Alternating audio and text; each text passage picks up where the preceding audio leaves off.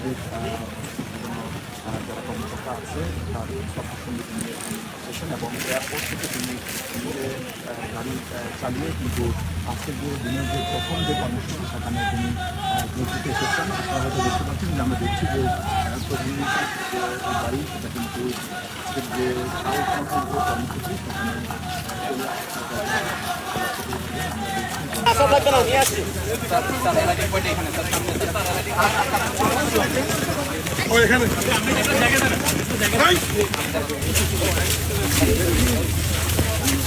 এই আসছে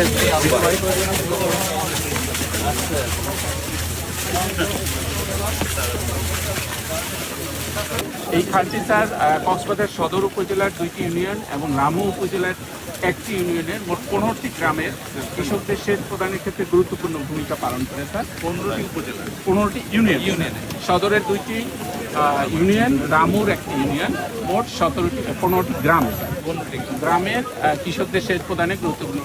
খালটি sir total দৈর্ঘ্য 8 কিলোমিটার। এটি বাঁকখালী রিভার থেকে, বাঁকখালী নদী থেকে উৎপত্তি হয়ে স্যার এটি রামুর পারি খালে পতিত হয়েছে স্যার।